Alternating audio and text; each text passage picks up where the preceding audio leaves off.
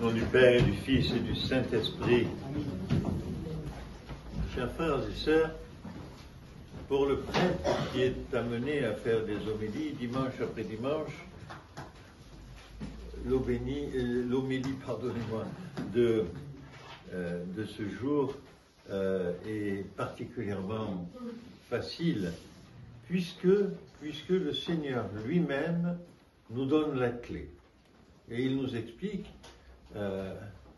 dans tous les cas de figure, les ronces, la terre desséchée, la roche, etc., à quoi cela correspond et pourquoi finalement les choses se passent comme celle-là.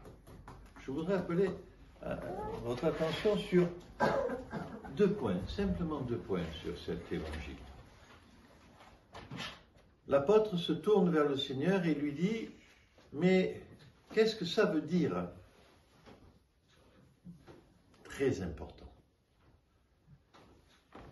Très important, pourquoi? Parce que lorsque nous sommes dans la vie, que ce soit dans la vie ordinaire ou dans notre vie spirituelle, quand nous lisons les Écritures, que nous avons une décision importante à prendre, notre démarche souvent n'est pas celle d'aller demander conseil, celle d'aller parler avec l'autre. Parce que quand même, on est doté d'une intelligence et puis on n'est pas n'importe qui. Alors chacun à son échelle, à son niveau, mais on n'est pas n'importe qui. Donc on se débrouille tout seul et on est sûr de nous. Pardonnez-moi de vous dire que c'est peut-être une expérience personnelle. Quand on a le sentiment justement que l'on est très sûr de nous, c'est souvent notre sentiment de toute puissance qui est à l'œuvre, c'est-à-dire le malin lui-même. Et très souvent, nous nous apercevons que « Ah mais pourquoi je n'ai pas demandé ?» j'en ai pas parlé, c'est vrai, j'étais sûr de moi.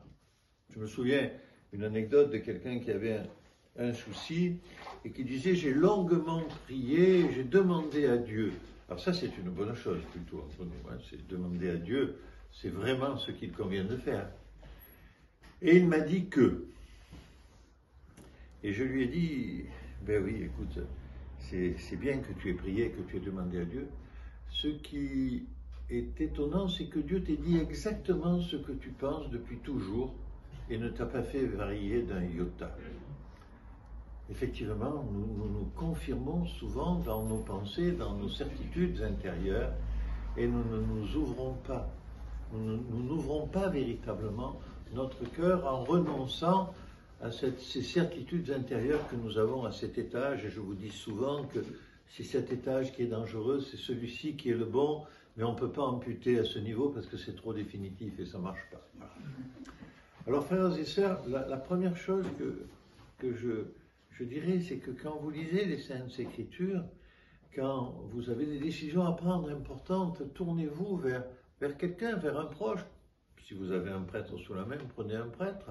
Mais tous les prêtres ne sont pas excellents, mais vous pouvez prendre un diacre, mais un simple ami, quelqu'un, partager avec lui en lui disant « Tu sais, je me pose des questions par rapport à ça. Toi, qu'est-ce que tu en penses ?»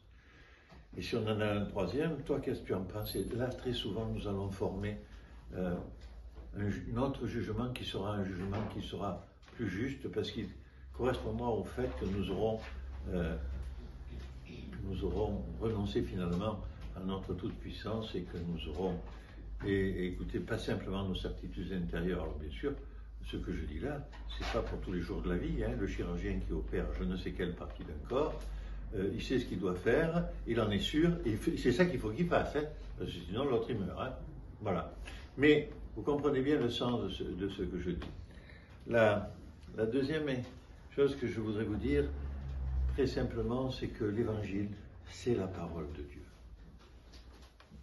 D'ailleurs, il le dit, c'est dit dans le texte de ce jour de Luc, c'est la parole de Dieu.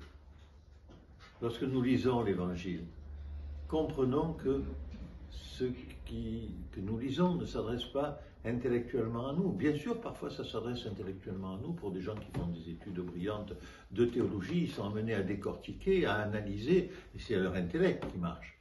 Mais quand nous lisons l'Évangile, et si nous le pouvons au jour le jour, laissons-nous simplement habiter. Laissons-nous habiter mangeons les mots les uns après les autres avec lenteur pour véritablement... Vous savez, quand on a une viande qui est trop dure, on la mâche, et on a quand même le bon goût de la viande et du jus qui vient. Bon, c'est peut-être un peu trop dur.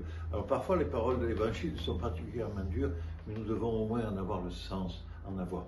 Et c'est comme cela que nous cheminons dans notre chemin chrétien. C'est comme cela que nous approfondissons notre vie spirituelle et que nous changeons.